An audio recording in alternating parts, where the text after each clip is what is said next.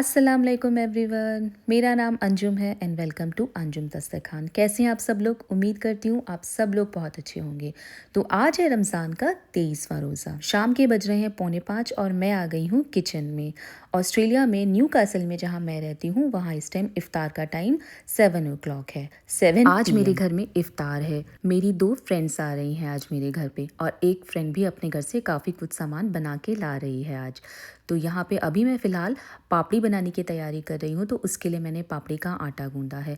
मेरी फ्रेंड को मेरे हाथ की पापड़ी चाट बहुत अच्छी लगती है, तो उसी के डिमांड पे मैं यहाँ पापड़ी बना रही हूँ। जो घर में रखी हुई थी पापड़ी वो ख़त्म हो गई थी, तो मैंने फटाफट से पापड़ी का आटा गूँध लिया है कि जल्दी से बना लूँ, क्योंकि उसकी ख़ास डिमांड है कि मुझे आपके हाथ की पापड़ी चाट खानी है। पापड़ी का आटा गूँधने के बाद उसे मैंने 5 से 10 मिनट के लिए रेस्ट पे रख दिया। उसके बाद मैंने सोचा फटाफट से बिरयानी के लिए जो चावल हैं उन्हें निकाल लेती हूँ ताकि वो थोड़ी देर के लिए भीग जाएं। तो आज मैं बना रही थी बिरयानी, पापड़ी चाट, स्प्रिंग रोल, समोसे एंड फ्रूट्स। बाकी का सामान मेरी फ्रेंड ला रही थी बना के। तो फटाफट से मैंने चावल भीगने के लिए रख दिए थे। उसके बाद आज मैंने निकाला अपना बड़ा वाला पॉट, क्योंकि बिरयानी थोड़ी ज़्यादा बननी थी। फिर फटाफट से मैंने बिरयानी छौंकने की भी तैयारी करी। मैं आज अचारी यखनी बिरयानी बना रही थी, या आप यखनी पुलाव भी कह सकते हैं, तो इसकी तो बहुत बड़ी जंग है लेकिन फ़िलहाल मैं यहाँ पे इसको बिरयानी ही बोलती हूँ। तो उसके लिए मैंने लहसुन और अदरक का जो पेस्ट पीसते हैं ना बिरयानी के लिए, वो पीसना शुरू किया। अच्छा, अदरक जो है वो मैं फ्रोज़न करके रखती हूँ। जब भी अदरक सस्ती होती है तो मैं बहुत ज़्यादा स्टॉक में इकट्ठा कर लेती हूँ और उसको फ्रीज़ करके रख देती हूँ धो के, क्योंकि ऑस्ट्रेलिया में अदरक बहुत महंगी मिलती है। तो अगर आप भी ऑस्ट्रेलिया में रहते हैं तो आप भी ऐसा कर सकते हैं।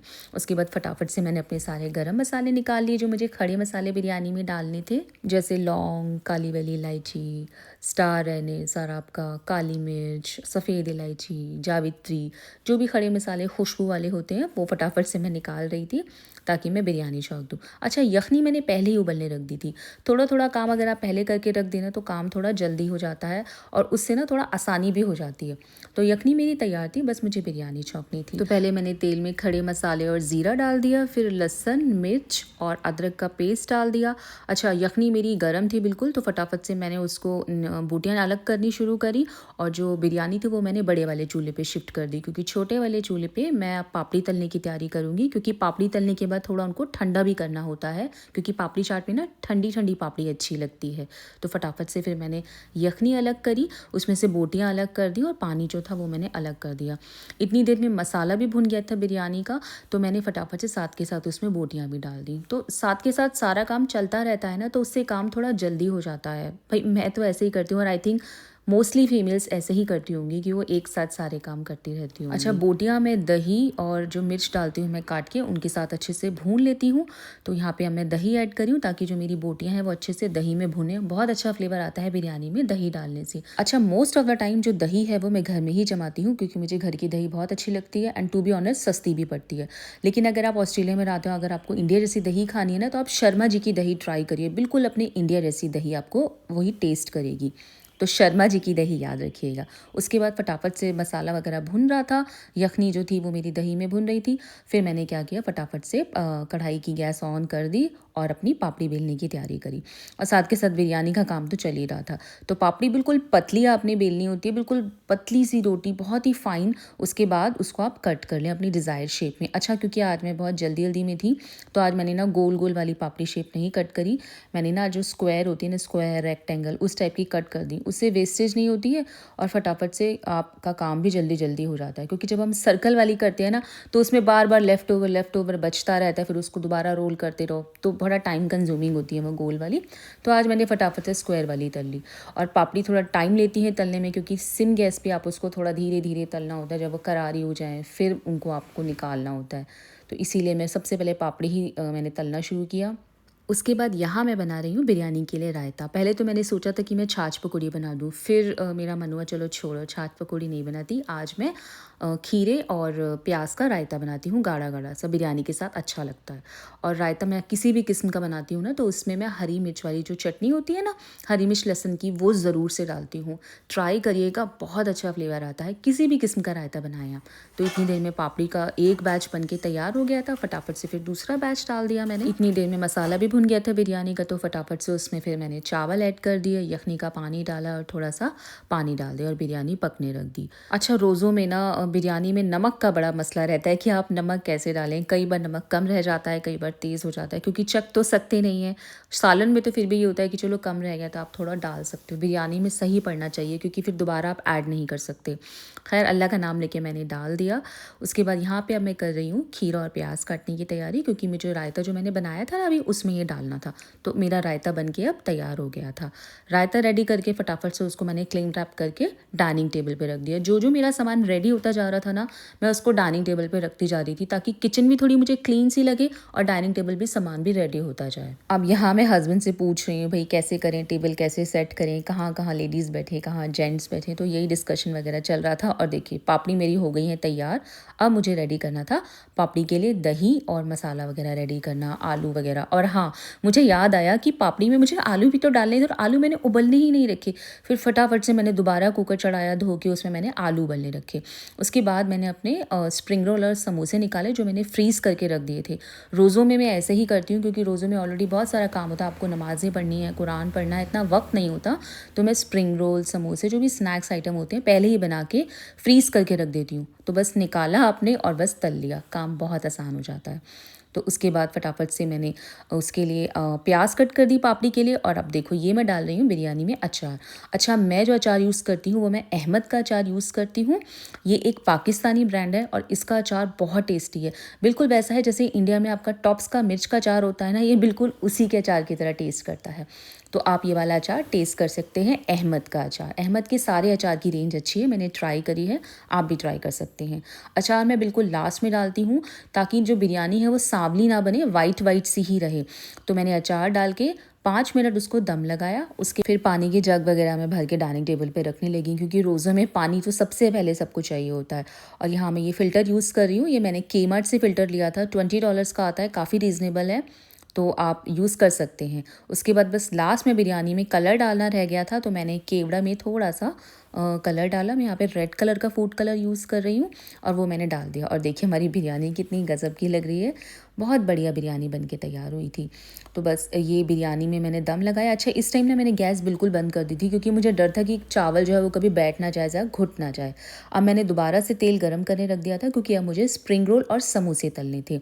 और इतनी देर में आलू भी उबल गए थे, जो मैंने पापड़ी चाट के लिए उबाल के रखे थे। अब क्योंकि आलू मैंने लास्ट मिनट पे बिल्कुल उबालने रखे थे, तो आलू बहुत ज़्यादा गर्म थे, और चाट के लिए हमेशा ठंडे आलू चाहिए होते हैं। तो मैंने क्या किया, आलू को बीच में से कट करके उसको फ्रीज़र में डाल दिया, ताकि वो फटाफट से ठंडे हो जाएं।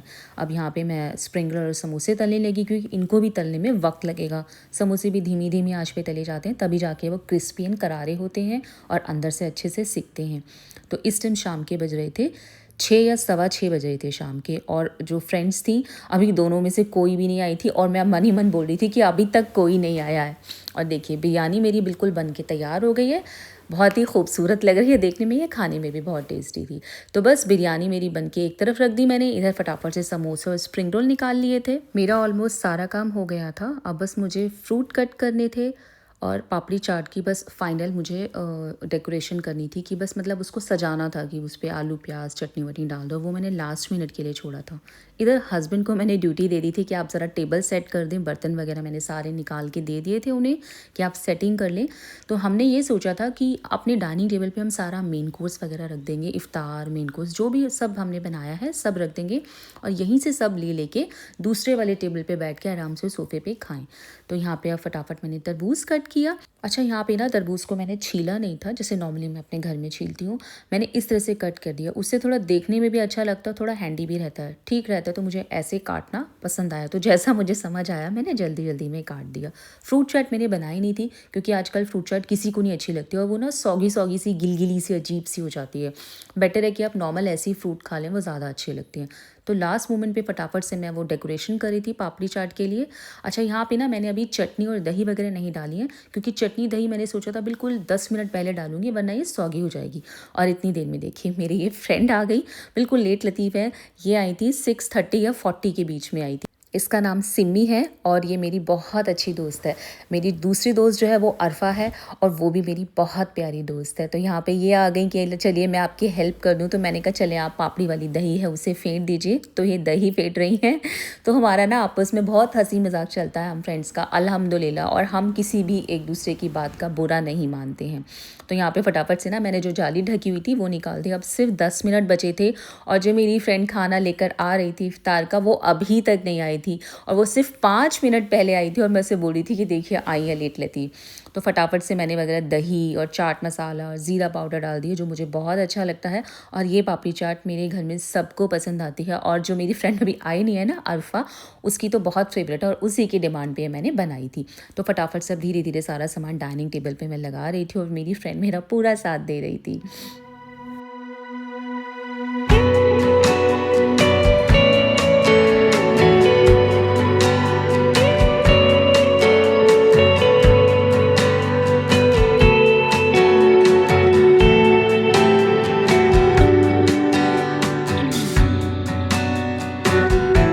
फिर फटाफट से मेरी दूसरी दोस्त आ गई एंड टाइम पे, जो खाना लेकर आ रही थी इफ्तार के लिए और लेट लतीफ़ थी, तो उन्होंने फटाफट से खाना लगाया डाइनिंग टेबल पे जो वो लेकर आई थी। अस्सलाम वालेकुम भाई, लेट लतीफ़ है लड़की, क्या हाल है?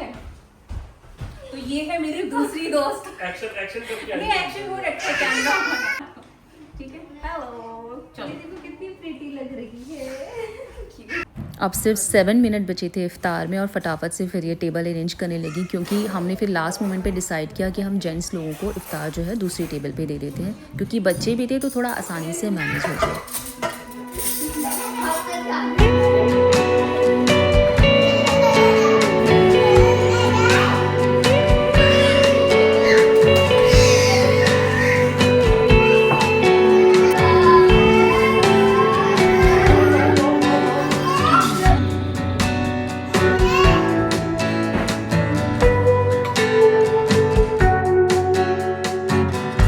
अरफ़ा बना के लाई थी काले चने की चाट, घिया के पकोड़े, चिकन के कटलेट्स और चिकन करी। तो अल्हम्दुलिल्लाह अल्हम्दुलिल्लाह ये हमारा इफ्तार का दस्तरखान सज गया था।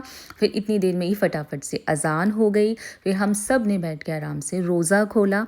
रोज़ा खोलने के बाद हमने नमाज़ पढ़ी, साथ में बाद जमात नमाज़ पढ़ी।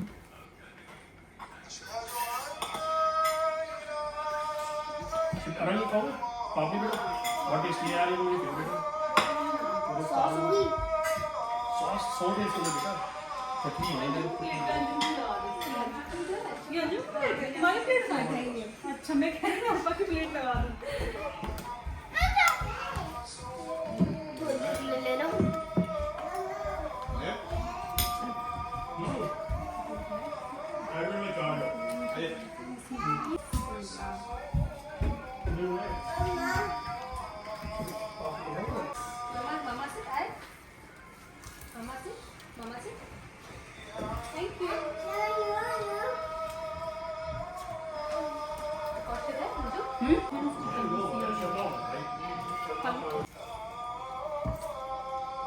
रोज़ा खोलने के बाद हम सब ने जमात के साथ नमाज़ पढ़ी।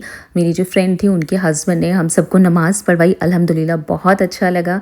उसके बाद मैं यहाँ आ गई थी किचन में चाय बनाने के लिए, क्योंकि इफ्तार के बाद चाय तो एक दवाई की तरह होती है, चाय ना मिले तो सर में दर्द हो जाता है। उसके बाद हम यहाँ मस्ती कर रहे हैं चाय बनाने के लिए। एक चाय बना रहे हैं तीनों, एक हाथ मारे स्पून का मैं चलाऊंगी, चलाओ पीछे से मैं हाथ पकड़ूंगी, तुम पकड़ो हाथ, भाई तुम हाथ पकड़ लो, मैं भी हाथ पकड़ रही हूँ और ये चाय बन रही है। हाँ देखो मैं इसकी सहेली हमसे कितना काम करा रही है, मेहमानों के साथ ऐसा सुलूक कि बुलाया और काम। भाई फ्रेंड्स होती किस लिए है? इसलिए तो होती है, काम करवाने के लिए होती है, बुलाया किस लिए? इसलिए अब ये बर्तन भी धुलवाएंगे, बर्तन भी मांजेंगे, वो तो शगन है बर्तन मजवाने का, वो तो मजेंगे बर्तन, हम भी तो नहीं छोड़ते। तो इस तरीके से हंसते मजाक करते हमारी चाय भी बन गई। फिर हम सब ने सुकून से बैठ के चाय पी। अल्हम्दुलिल्लाह अल्हम्दुलिल्लाह ऐसे दोस्त अगर परदेश में आपको मिल जाएं तो आपको अपने परिवार की कमी नहीं होती, और ऐसे दोस्त किसी नेमत से कम नहीं है। तो अल्लाह मियाँ सबको ऐसे दोस्त अता फरमाए, मैं यही दुआ करूँगी। और चाय पीने के बाद फिर हम लोग किचन में आ गए थे, क्योंकि जो इफ्तार के बर्तन थे वो साफ़ करने थे। और यहाँ मेरी फ्रेंड्स जो थी वो दिखाने की कोशिश कर रही है कि देखो हम बर्तन मांज रहे हैं, और पीछे से मैं दिखा रही हूँ कि मैं खाली नहीं हूँ, मैं भी रोटी बना रही हूँ। तो हम लोगों का हंसी मजाक अल्हम्दुलिल्लाह ऐसे ही चलता रहता है और अल्लाह मियाँ ऐसे ही बना के रखे हम में प्यार। तो फटाफट से हमने फिर बर्तन वगैरह मांजे, उसके बाद फिर हम खाने के लिए आ गए थे। हमने खाना वगैरह खाया और बहुत अच्छे से हमने खाना खाया। और खाने में मज़ा ये नहीं था कि खाना अच्छा बना या बुरा बना है, अच्छा इसलिए लग रहा था कि हम सब लोग साथ बैठ के खाना खा रहे थे।